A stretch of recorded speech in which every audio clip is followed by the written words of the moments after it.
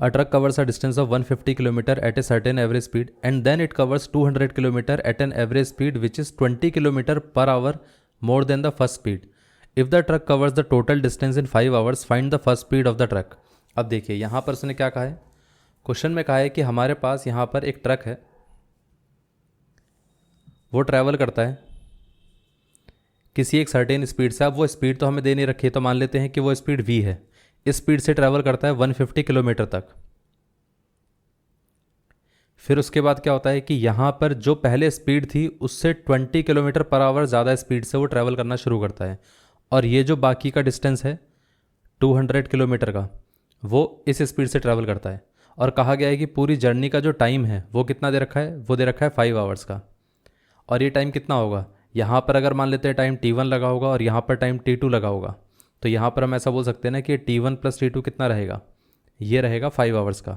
इतना क्लियर है। अब t1 देखिए हम कैसे निकालेंगे, यहाँ पर ये डिस्टेंस है, ये स्पीड है, तो हम ऐसा बोल सकते हैं कि 150/v, और ये कितना आ जाएगा, ये आ जाएगा 200/v+20। इतना क्लियर है। अब यहाँ से इसकी वैल्यू को रिप्लेस कर सकते हैं, तो ये आ जाएगा 150/v प्लस ये कितना आ जाएगा 200/v+20। इतना क्लियर है। अब यहाँ पर ये पार्ट हो जाएगा 5। अब इसमें से पूरे में से हम 50 कॉमन ले सकते हैं, तो 50 कॉमन आ जाएगा, तो यहाँ पर क्या बचेगा, 3 बचेगा, नीचे आ गया v, और यहाँ पर क्या बचेगा 4, और ये आ गया v+20 = 5। अब देखिए 5 और 50 कैंसिल आउट हो जाएंगे, तो यहाँ पर बचेगा 1 और यहाँ आ जाएगा 10, और यहाँ पर क्या आ जाएगा 10 इंटू, इसका अगर हम एलसीएम लेंगे तो ये आ जाएगा v into v+20 and this one is 3 into v+20, और ये आ जाएगा 4 इंटू v = 1।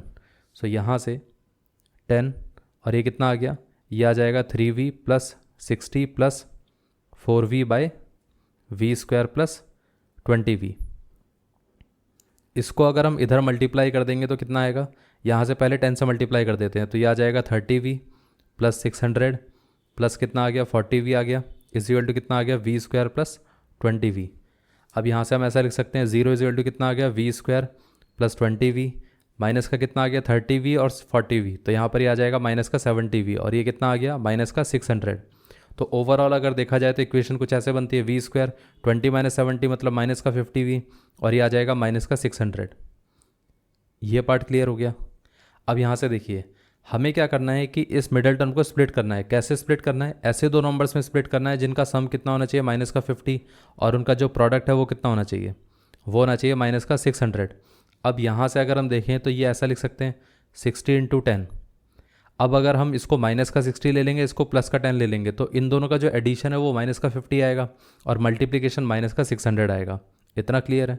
तो इसको हम ऐसा लिख सकते हैं माइनस का 60v and this one is plus का 10v, और यहाँ पर बचा कितना माइनस का 600, और ये आ जाएगा v²। इसमें से अगर हम कॉमन लेके देखें तो ये आ जाएगा v इंटू v-60, और इसमें से अगर हम देखें तो 10 कॉमन आ सकता है, तो ये आ जाएगा v-60 = 0।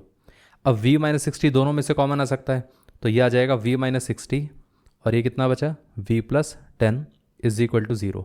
अब इस इक्वेशन में अगर हम ध्यान से देखें तो v-60 v+10 = 0 था। अब देखिए अगर ये वाला पार्ट 0 के साथ इक्वेट होगा तो यहाँ पर v की वैल्यू कितनी आ जाएगी 60 आ जाएगी। ये वाला पार्ट अगर 0 के साथ इक्वेट होगा तो v की वैल्यू कितनी आएगी -10। अब -10 तो हो नहीं सकता, क्यों, क्योंकि स्पीड नेगेटिव नहीं हो सकती है। इतना क्लियर है। वो तो वेलोसिटी होती है जिसकी डायरेक्शन अपोजिट रहती है, इसलिए हम उसको नेगेटिव और पॉजिटिव बोल सकते हैं। स्पीड तो एक वैल्यू होती है, वैल्यू तो कभी नेगेटिव हो नहीं सकती है। तो यहाँ पर ये वाला पार्ट होगा नहीं, सिर्फ ये वाला पार्ट होगा।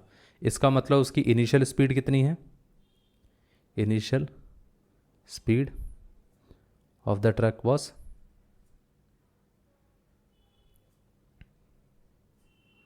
60 km/h।